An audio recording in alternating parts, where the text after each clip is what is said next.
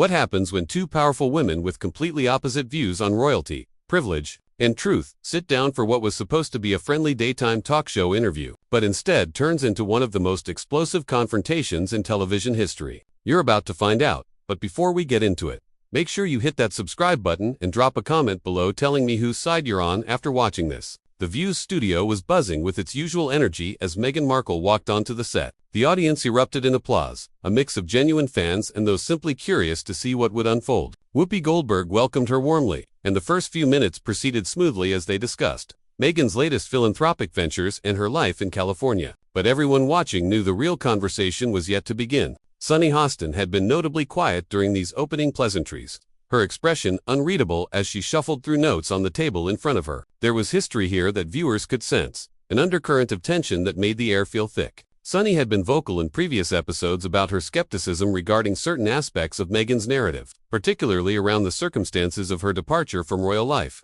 So Meghan, Sunny, finally spoke up, her voice cutting through the lighter conversation like a knife. I want to address something that I think a lot of people are still confused about. You've spoken extensively about feeling unsupported by the institution, about not receiving help when you needed it most. But there are reports, multiple sources actually, suggesting that you were offered resources, that there were people assigned specifically to help you navigate royal life. Can you explain that discrepancy? The audience went silent. Meghan's smile faltered for just a moment before she composed herself. Well, Sunny, I think there's a difference between being offered superficial help and receiving genuine support. Yes, there were people whose job titles suggested they were there to help. But when it came to the substantive issues I was facing, the mental health struggles, the media attacks that were clearly coordinated, I was told that it wouldn't be good for the institution to intervene.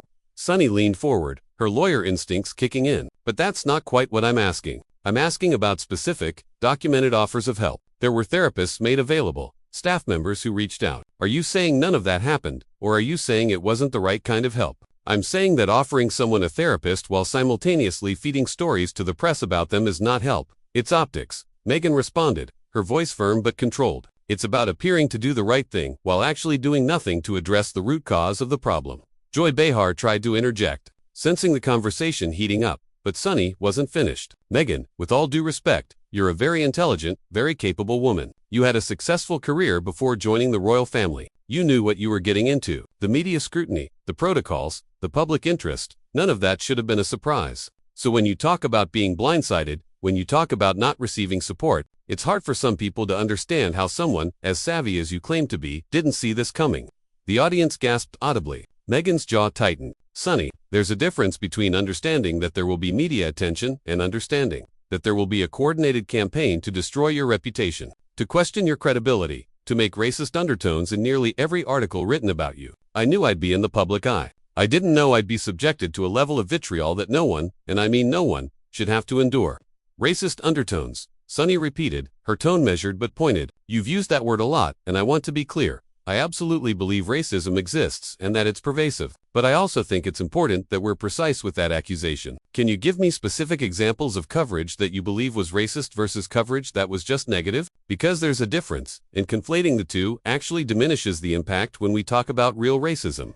Meghan looked directly at Sunny, her expression a mixture of disbelief and frustration. Are you seriously asking me to justify my experience of racism to you right now, on national television? Do you not see how problematic that is? When a black woman tells you she's experienced racism, the response shouldn't be to demand she prove it to your satisfaction.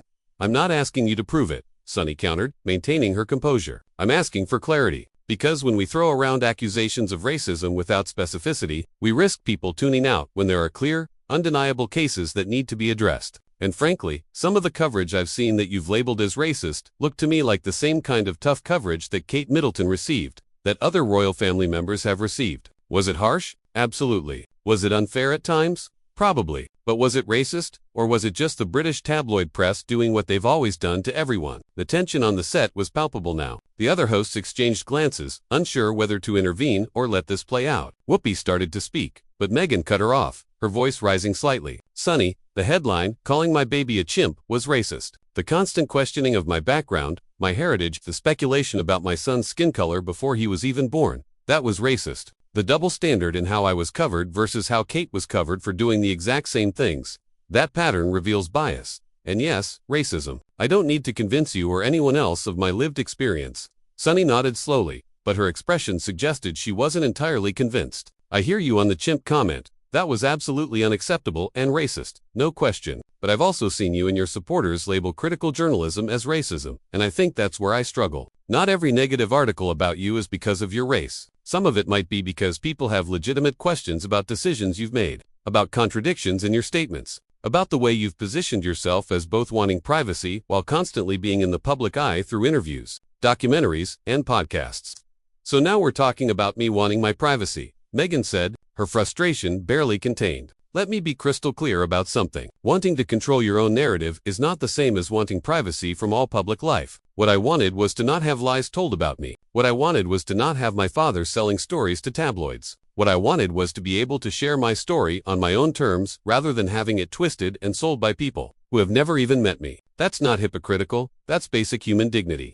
Sunny leaned back in her chair, her expression thoughtful but unconvinced. But Meghan, you have to see how it looks from the outside. You left the royal family citing a desire for privacy and a normal life for your children. Then you signed massive deals with Netflix and Spotify. You did a primetime interview watched by millions. You wrote a children's book that referenced your royal titles. You've been photographed at high-profile events. Your husband wrote a memoir detailing private family conversations. How is any of that consistent with wanting privacy? Because privacy and publicity are not the same thing, Meghan shot back. I can choose when and how to share my story while still wanting my private moments, my family time, my children's faces, to be off limits to the paparazzi and the tabloids. Those are not contradictory positions, and the fact that you're framing them as such shows exactly the kind of bad faith interpretation I've been dealing with for years. The audience was completely silent now, every eye fixed on this verbal chess match unfolding before them. Anna Navarro attempted to redirect, asking about Meghan's upcoming projects. But Sunny wasn't done, and neither was Meghan. What had started as a typical daytime talk show interview had transformed into something far more intense, and everyone in the studio could feel that this was only going to escalate further. The question wasn't whether this would get worse, but how much worse it would get before someone finally pulled the plug.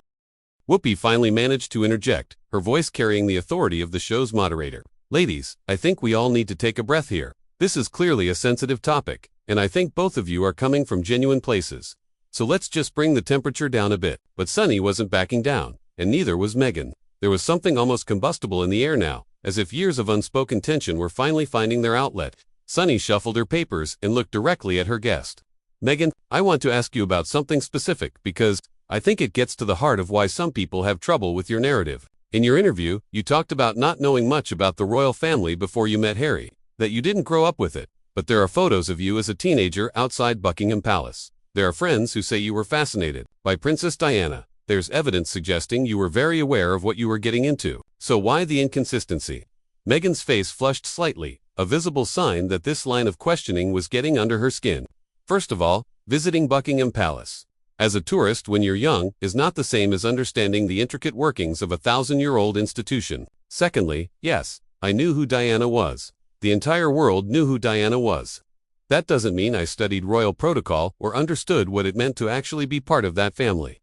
You're conflating basic awareness with deep knowledge, and they're not the same thing. But you also said you didn't Google Harry before your first date. Sunny pressed on. You expect us to believe that a woman in her 30s, living in the age of social media, didn't look up one of the most famous men in the world before going on a date with him? Come on, Meghan, that strains credibility. I didn't say I never Googled him, I said I didn't know much about him personally before we met. Meghan corrected, her voice sharp now. And honestly, Sunny, I'm starting to wonder what the point of this interview is. Did you bring me here to have a conversation or to conduct some kind of interrogation? Because if it's the latter, I should probably have my lawyer present. The audience reacted with a mix of gasps and nervous laughter. Joy Behar jumped in quickly. Meghan, I don't think Sunny is trying to attack you. I think she's just asking questions that a lot of people have. And look, you've put yourself out there with your story, so people are going to ask questions. That's just how it works. There's asking questions and then there's accusing someone of lying. Meghan responded, her gaze still fixed on Sunny. And what I'm hearing from Sunny sounds a lot more like the latter than the former. Every answer I give is met with skepticism. Every explanation is treated as insufficient. If you've already decided I'm not credible, why am I even here? Sunny's expression remained calm, almost eerily so, given the intensity of the moment. I haven't decided anything, Meghan, but I am a lawyer, and I'm trained to look at evidence, to examine claims critically. And when I look at your story, when I compare what you've said at different times, when I look at the documented facts, there are inconsistencies. That's not an attack, that's an observation. and I think the public deserves to have those inconsistencies addressed, rather than just accepted at face value because you're saying them with emotion and conviction. Documented facts, Meghan repeated, her voice dripping with sarcasm. You mean the facts, as reported by the same tabloids that have been making money off of destroying my reputation? Those documented facts? Or are we talking about actual, verifiable information? Because I've noticed that when it comes to me, people are very quick to believe anonymous sources and tabloid reports. But when I speak my own truth, suddenly I need to provide documentation and proof. Sunny shook her head. No, Meghan, that's not how facts work. Either someone offered you help or they didn't. Either you researched the royal family before joining or you didn't. Either there were racist articles or there weren't. We can't just say everyone's truth is valid when we're talking about objective, verifiable facts. That's post-truth thinking, and it's dangerous. Meghan stood up suddenly, her microphone still attached. The producers in the control room scrambled, unsure if she was leaving or just repositioning. You want to talk about what's dangerous? Sunny, what's dangerous is a black woman sitting here, telling another black woman that her experience of racism isn't valid unless it meets your personal standard of proof. What's dangerous is this respectability politics nonsense where I have to be the perfect victim, where every detail of my story has to align exactly with what you consider credible, or else I'm a liar. That's what's dangerous. The invocation of racial solidarity, or the breaking of it, sent a visible ripple through the audience. This was no longer just about Meghan and the royals. This was about something deeper, something that touched on identity, loyalty, and the complicated dynamics of how women of color navigate predominantly white institutions and the public sphere. Sunny's voice remained steady, but there was an edge to it now. Don't you dare suggest that I don't understand racism or that I'm not supporting you because we're both black women. That's manipulative, and it's beneath you. I can be a black woman and still question your narrative. I can be a black woman and still think that you've made choices that deserve scrutiny. My race doesn't obligate me to blindly support everything you say, and frankly, it's insulting that you would suggest it should. I never said blind support, Meghan countered, still standing. But what I am saying is that there's a particular kind of scrutiny that gets applied to black women who speak up, who refuse to stay in their place, who dare to challenge powerful institutions. And whether you want to acknowledge it or not, Sunny, you're participating in that right now. Whoopi tried again to intervene. Okay, I think we really need to take a commercial break here. Producers, can we cut for a minute? But Sunny ignored the suggestion entirely, her focus laser sharp on Meghan. I'm not performing anything, and I resent the implication that because I'm asking you tough questions, I'm somehow betraying my race or gender. You know what I think is actually happening here, Meghan? I think you've gotten so used to sympathetic interviews, to people handling you with kid gloves because they're afraid of being called racist or sexist if they push back, that when someone actually challenges you, you don't know how to handle it except to play the victim card. The audience gasped, louder this time. This had crossed a line, and everyone knew it. Meghan's eyes widened, and for a moment she seemed genuinely speechless. When she finally spoke, her voice was low but intense. The victim card. Wow, now we're using right-wing talking points. Is that where we are? Because I've heard that before. Sunny, I've heard it from people who want to dismiss and delegitimize my experience. I just never expected to hear it from you. Maybe you should ask yourself why you're hearing it from multiple sources. Sunny shot back. Maybe it's not a coordinated attack. Maybe it's multiple people, from different perspectives, all coming to the same conclusion. At some point, you have to consider that the common denominator isn't everyone else, it's you. Meghan unclipped her microphone, the decisive click echoing in the studio's stunned silence. I don't have to sit here and listen to this, Meghan said, her hand now gripping the microphone back at her waist. I came on this show thinking we were going to have a real conversation, but this is just an ambush. You clearly had your mind made up about me before I even walked through that door. Sunny remained seated, her posture unchanged, her voice measured. Meghan, if you can't handle being asked difficult questions, if you can't defend your own statements without accusing people of racism or betrayal, then maybe you're not ready to be a public figure, because this is what public discourse looks like. It's messy, it's challenging, and it requires you to actually engage with criticism rather than just dismissing it. There's a difference between criticism and character assassination. Meghan fired back, her voice rising now. And you've crossed that line multiple times in the last 10 minutes. This isn't journalism, Sunny. This is a hit job. Whoopi stood up, her voice carrying more authority now. Meghan, please sit back down. We can work through this. Sunny, I really think you need to dial it back. This has gotten too personal, too heated. But Sunny wasn't backing down. Whoopi, with all respect, this is exactly what we should be doing. Asking tough questions, demanding accountability from people who position themselves as truth-tellers. And if Meghan can't handle that, she's going to have a very difficult time because this won't be the last time someone questions her story. Meghan began walking toward the edge of the set, and the producers were frantically communicating through their headsets. The cameras kept rolling, capturing every second. Joy tried to salvage the situation. Meghan, look, emotions are running high. Why don't we all take 5 minutes, regroup, and come back to finish this when everyone's had a chance to cool down? Meghan stopped and turned back, her expression a mixture of anger and betrayal. Cool down? You think this is about me being emotional? That's exactly the problem, Joy. When a woman, especially a woman of color, stands up for herself, it gets framed as her being emotional, as her needing to calm down. No, I'm not going to calm down. I'm going to tell you exactly what I think. She walked back toward the table but didn't sit. You want to know what the real issue is here? The real issue is that I didn't stay silent. I didn't play the game the way I was supposed to. I was supposed to smile and wave and take whatever treatment came my way. And when I refused to do that, when I chose myself and my family over a system that was destroying me, that became unforgivable. Sunny leaned forward. No one is saying you should have stayed silent, Meghan. What I'm saying is that if you're going to make serious accusations about an institution, about individuals, then those claims need to be backed up with more than just your word. You've accused people of racism, of cruelty, of indifference to your suffering. Those are heavy accusations, and they deserve heavy evidence. My lived experience is evidence, Meghan shot back. The fact that I'm standing here, having left everything behind, having been estranged from my family, that is evidence. But you don't want to accept that because it doesn't fit into your neat little legal framework. Sunny's tone sharpened. Or maybe, Meghan, some of us believe in accountability regardless of who you are. You have platforms that reach millions of people. You have the ability to shape narratives about individuals who can't defend themselves in the same way. With that power comes responsibility, and part of that responsibility is being willing to have your claims scrutinized. Individuals who can't defend themselves? Meghan's voice rose incredulously. Are you talking about the British royal family? One of the most powerful institutions in the world. They have an entire media apparatus working for them. The idea that they're somehow the vulnerable party here is absurd. I'm not saying they're vulnerable, Sunny clarified. I'm saying that when you make specific claims about specific people, those people deserve the same fairness you're demanding for yourself.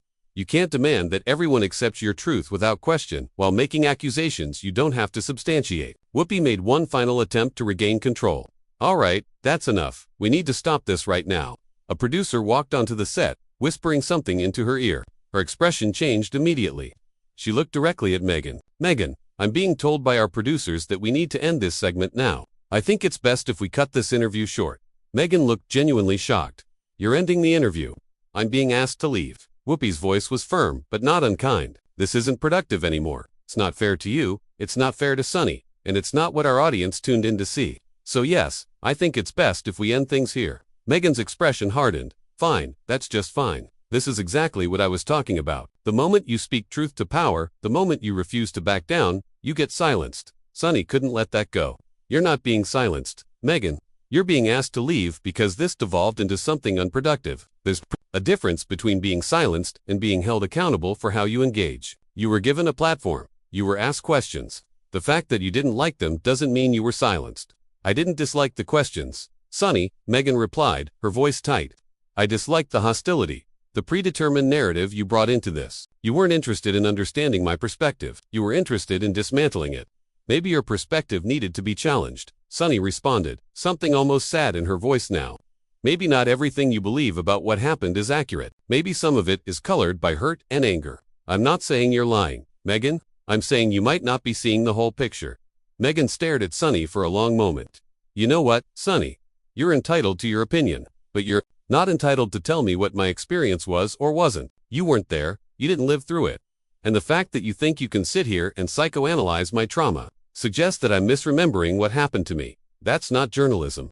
That's cruelty dressed up as critical thinking. With that, Meghan removed her microphone pack completely, placing it on the table with a definitive thud.